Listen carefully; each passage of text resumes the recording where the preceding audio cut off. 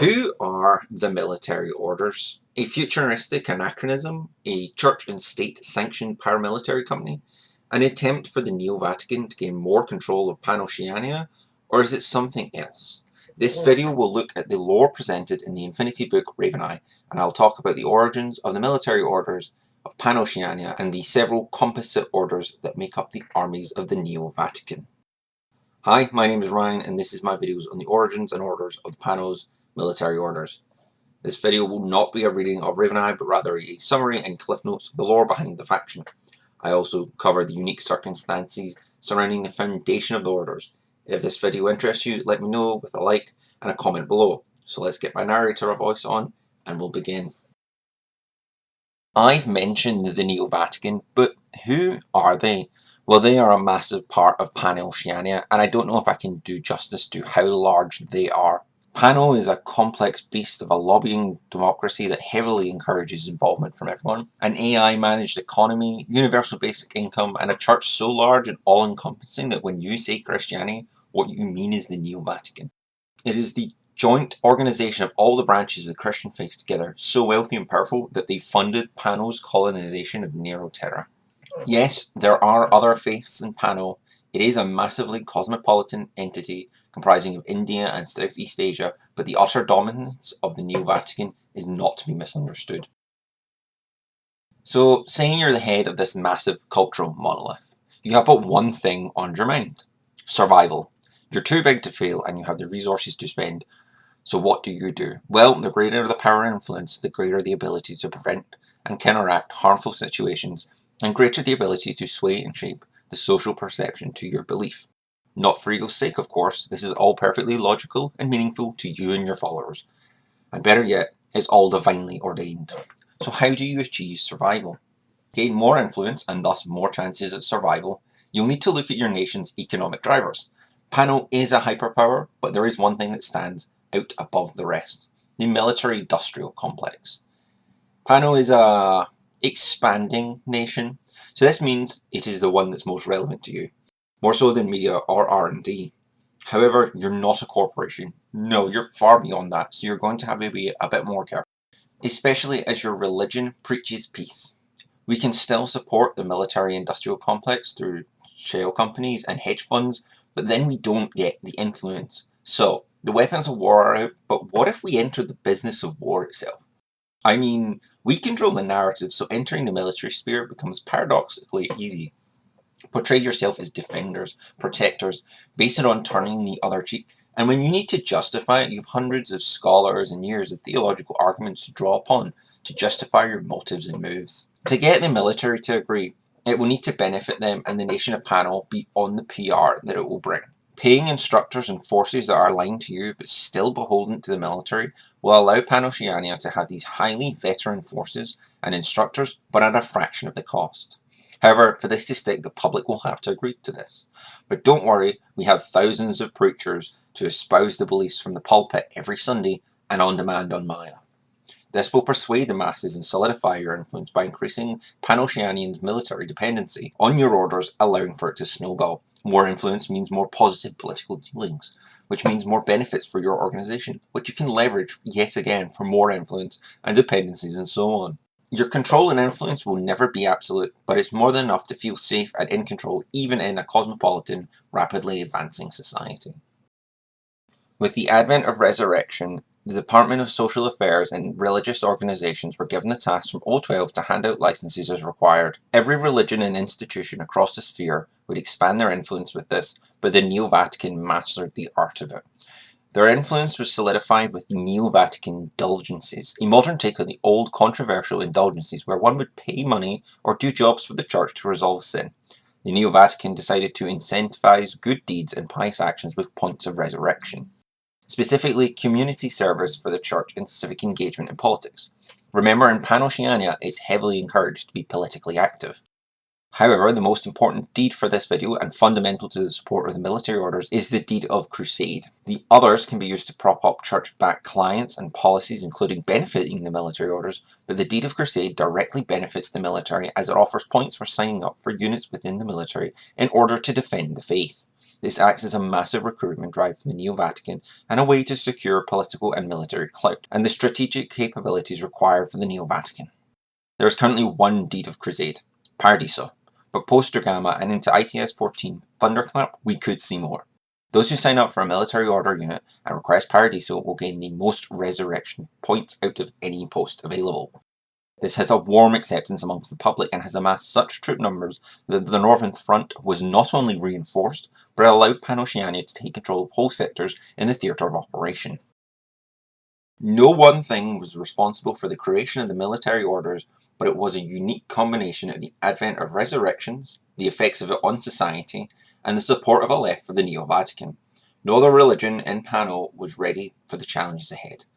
Thanks to the confidence in the Church garnered from the Vatican Bank being one of the largest in the human spheres, it began provisioning money to Pano's Department of Defense, citing that the word of God should accompany the troops. However, these funds would instead be used to create an army corps beholden to the Panoceanian military hierarchy, but would consist of members of the Church. While this would initially be an auxiliary force, it would eventually prove itself becoming an army corps in its own right. Once the paperwork was done and the proposals to the hierarchy was completed, two orders would be created 11 centuries after the original ones were. The Order of the Temple, a technocentric order to focus on military R&D, an area of great benefit to Panoceania and the Church.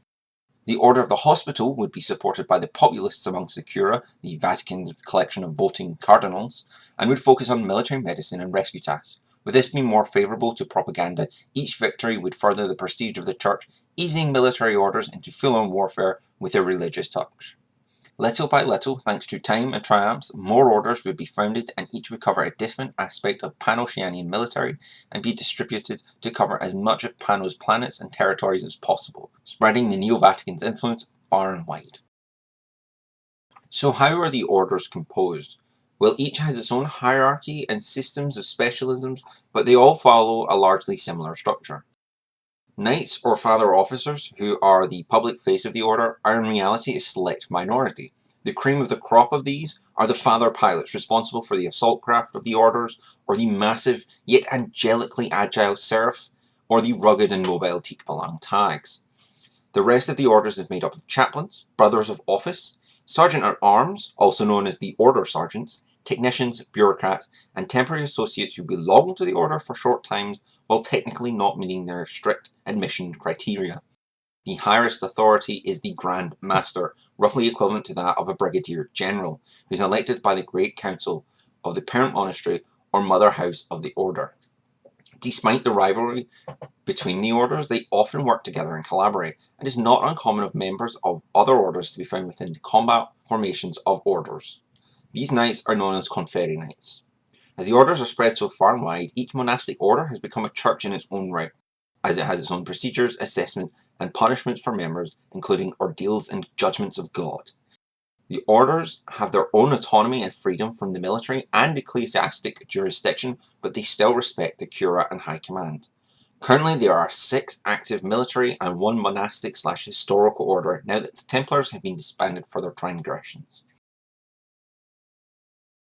The Order of the Temple was established with the best researchers and quantic hackers the Neo-Vatican could find and were given generous funding from the wealthy Vatican Bank. He had a keen interest in programming and worked closely with the Bureau TOF and Aleph to further weapons programming. While some major contributions and breakthroughs by the Templars were in naval artillery, they were also the first to incorporate micromines into their weaponry, creating the technology behind multi-weapons. This prowess would lead to the Order of the Temple to become very wealthy and become very influential within Panoceania and lead to its independence from the Cura. However, before its greatest success, the Templars would be rocked with a massive accusation. The Order of the Hospital and Aleph would accuse the Templars of creating a self-conscious AI not beholden to man nor Aleph, a highly illegal action. For the second time in history, the Templars would be rounded up for a trial. The charges were justified, but many argued that what they did was only for analysis and not an actual creation of an AI. That the only thing was interesting them was knowledge, not conspiracy to commit crimes. They were found guilty, not believed, and branded liars and untrustworthy. Everything was seized and given to other orders, and the data to Aleph. Funnily enough, the Order of the Hospital enjoyed the lion's share of these seized goods. Once the trials had finished, those Templars who were cleared of all charges were transferred to the other orders to continue to serve the Word of God, even if disgraced by association. One such example was Deferensen, to the Order of the Knights Hospitaller, who, despite being one of the Order's most competent knights and well respected by his peers and subordinates, the Masters of the Order will never see him more than a permanent black sheep. However, many Templars did not reach trial and simply disappeared, supposedly into the nomad nations. Even dismantled, they become a constant source of urban legends. Founded for search and rescue and the care of battlefield wounded, the Knight Hospitallers built a solid reputation and public opinion from both the military and civilian spheres. Despite the military trappings, their main goal is to manage healthcare facilities and the creation of field hospitals. They are also tasked with the collection of the wounded from the field and pilots and prisoners of war from behind enemy lines. The Order of the Hospital is the most powerful and widespread of all of the military orders and is owner of the Hospitaller Bank, the fourth biggest bank in Panoceania and a direct result of the economic management of the Order. The Order's main monastery is in Svalharima, however the Grand Master for political reasons lives in the monastery of San Giovanni di Neo-Terra, which belongs to the temple. The Order also trains on the Isle of Malta on Earth, where it is historically based. The second headquarters is in Florina Station, which orbits Neo-Terra. This was also built by the Templars but later acquired. Despite being well integrated into the defences of Neo-Terra, it was actually conceived as a turreted armed vault to store data and money of the hospital bank. This is said to contain air-gapped data crypts disconnected from Maya, which is said to hold the secrets and clandestine assets that Panoceanian tycoons, politicians, and spooks want to keep hidden even from Aleph. Rumour has it, unsubstantiated of course, there is an illegal lobotomized AI called Bahamut running Florina, who was once the Templar AI Baphomet. The internal organisation of the Order of the Hospital is fairly common amongst the orders and only really changes will be covered later on. The Grand Master is supported by a Pillar, who is their second in command. Non-warriors who carry out administrative tasks are called Chaplains of Obedience. The pilot officers of tags are called Knights of Grace, and many Father officers who are paramedics are called Brethren Justices. The combat units use the traditional Maltese cross on a black background, but the official symbol is actually a white cross on a red background. A dependent order of the Order of the Hospital is the Order of St. Lazarus. They manage field and emergency hospitals in Crusade territory, and all members are healthcare staff and rely on a small armed force to maintain security in their deployments. Non-combat specialists are called chaplain doctors and are the masters of ills of the body and soul. Their symbol is a green cross of Malta on a white background. One mission of them is to run the misnamed leprosi, who study those who have been sepsarized. Officially only one exists on the Isle of Malta, but many black sites are administered by the Order across Panoceania. Rumours suggest that the research carried out in these facilities violates the Declaration of Human Rights, but the Order denies all knowledge of this. Finally, there is a small elite company of units called Units of Mercy. With this, their members are called Mercadians. They dedicate their lives to the rescue and safekeeping of comrades captured by the enemy. No risk is too high for them. Gabriel de Frenzen is a notable member of this elite company. The Order of Santiago is the third order to be founded, and its mission is to protect the pilgrims as they follow the many routes and circulars from Pano to Earth. The Order works side by side with the Navy and have assimilated their crews, and they man their own assault craft denoted by the Red Cross of Santiago. They are responsible for transport security alongside the Bureau Aegis of O12 on some circular lines between Pano and Earth. This close cooperation is why the Knights of Santiago can often be found within Starmada. Because of these responsibilities and the varied missions within their remit, they are considered to be some of the best technically trained knights within all of the military orders. The Order has many small fortresses across the sphere, including the solar system, Neo-Terra, and the Human's Edge. The most important station is located near Jupiter's jump gate and is seen as a passive threat not to try and take on the hyperpower on its home turf. Additionally, if the worst is to happen and the combined army attacked Earth or the solar system, this will be the first line of defense. Like the Knight Hospitaller, its primary base is within the Neo-Terra system, as this is where most of Panoceania's space traffic originate and end. They control this jump gate and manage the vast amount of traffic that comes through here, being the law enforcement preventing smuggling, trafficking, and piracy. Many small stations are also manned by the orders across Pano's sphere to prevent smuggling. The Grand Master of the Order does not limit themselves to a single orbital, instead moving amongst them in a set path, while his second, the Attorney, makes a parallel journey so that they may meet at the Apostol of Santiago of Compostela over Earth, where the ceremonies of the Order are held. To the Knights of the Santiago, they see their spacecraft as mobile monasteries in their own right, and their organisation follows along these lines. A prior captain is in charge of a mid-sized attack ship. Abbot commodores are in charge of naval motherships or even entire fleets. Pilot officers are responsible for smaller ships or tags and are known as Brethren of Spirit. Father officers are just known as Brother Knights or Knights, although certain positions within ships combine church and naval terms to separate themselves from the Navy. Examples of this are Father Gunner or Father Navigator. The Teutonic Order, or Deutschritenorden, was one of the last to be refounded, but it is one of the most successful despite its punishment it has taken on the Paradiso front. Conceived as a frontier military order that could be deployed where new paths or planets were discovered in order to strengthen the power of the Church. Conveniently, this coincided with the discovery of Paradiso, and its headquarters was the fortress monastery of St. Mary of Streslau. This became a key strategic point during the war. It was eventually besieged and fell to a joint Morat and Shavasti assault. The order suffered greatly and made great sacrifices to prevent the collapse of the front. After relocating the headquarters to Gralsberg Bastion, the order reorganized itself to its former glory and managed to maintain its leadership of the northern front. The order maintains German as their battle language, and their Grandmaster is called Hochmeister, or just Grandmaster in German. His second is called Vogt, or Grieve, Steward, or Bailiff. Commanders of the stronghold are called Hauskomtor, or House Commanders. Their serf pilots are called Halbruders, Father Knights Riddenbruden, and Order Sergeants are called Dienerbruden. Of all the orders, the Teutonic Order has the most prominent military. They put work before prayer and consider war to be their job. They are always on the front line and are little known by the public, and they care little about politics. Their proof of devotion is that each one of them has cancelled their cube when entering into the order to directly combat L, the involved intelligence of the combined army. None of them will give refuge to their enemy nor expect to receive it. Those who have fought alongside them or against them have observed their savage nature and devout fanaticism. This has given rise to gossip and rumours amongst troops of Panoceania in Paradiso. They speak of strict discipline with harrowing training routines, nighttime ceremonies, and a secret mission. They are said to be the custodians of an artifact of unknown power. What is certain is that only senior officers of the Order or Church can enter their crypts and their monasteries. It is also known the Order was the first to explore the Niemann Zone and the alien ruins within.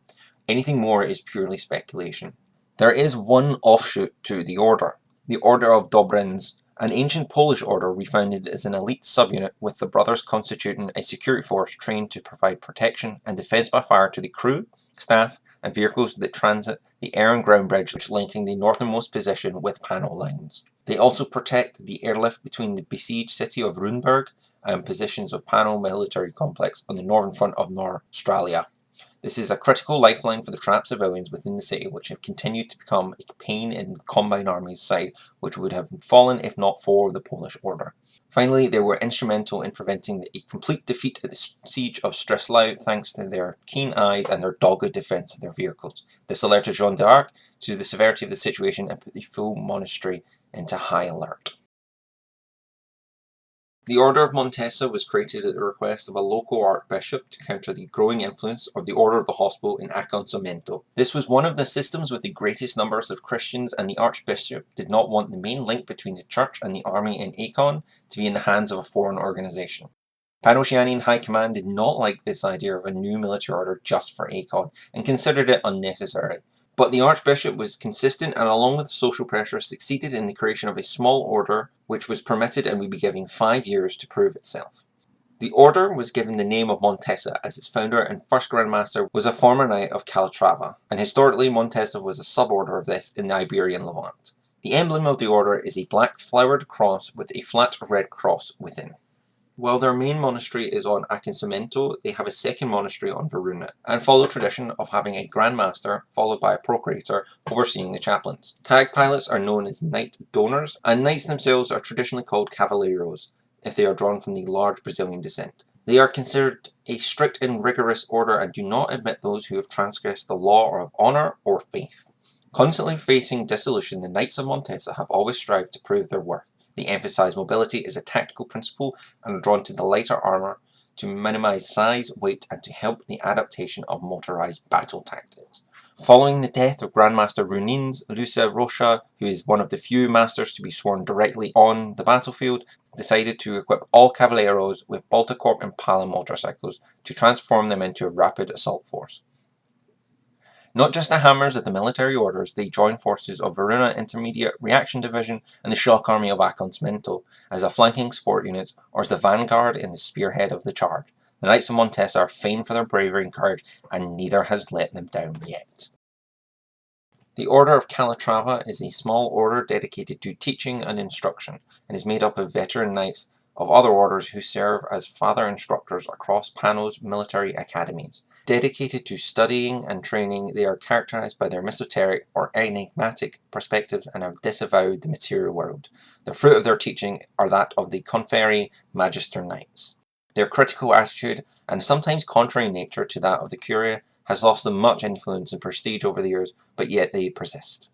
They don't have a current structure and are as much a loose coalition of father instructors within institutions and wandering knights who fight any fight they consider fair. The Order of the Holy Sepulchre is the best of the best.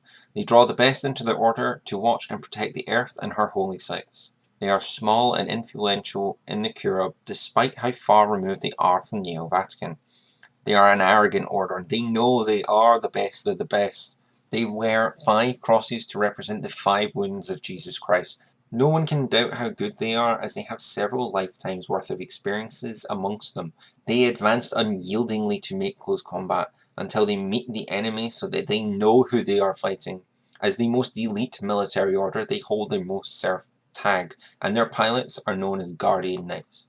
Every time they enter the fray, they have undoubtedly made the difference. One such battle was at Waterlily against the forces of Eugene, where the legendary offensive managed to offset the losses and prevent a complete disaster. The Order of Preachers, or better known as the Dominican Order, is not technically a military order, but is very similar, as it is a historical order related to spreading the word of God and exert a good influence over the Inquisition. They had largely faded into obscurity until they were made known again during the trial of the Templars.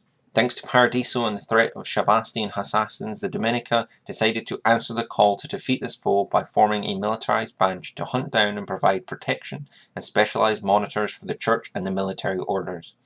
Known as the Black Friars because of their black tunics they wear over their white habits, their symbol is a bi-coloured black and white cross in a fleur-de-lis style on a field of black and white.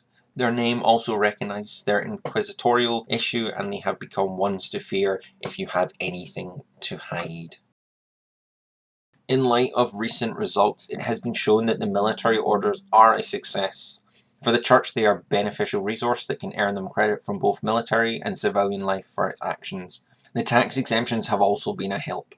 The military orders have helped Pano's Department of Defense reinforce without the expenditure. With the military orders, Panoceania now has a larger, cheaper, better trained and equipped force without stoking an arms race with its rivals.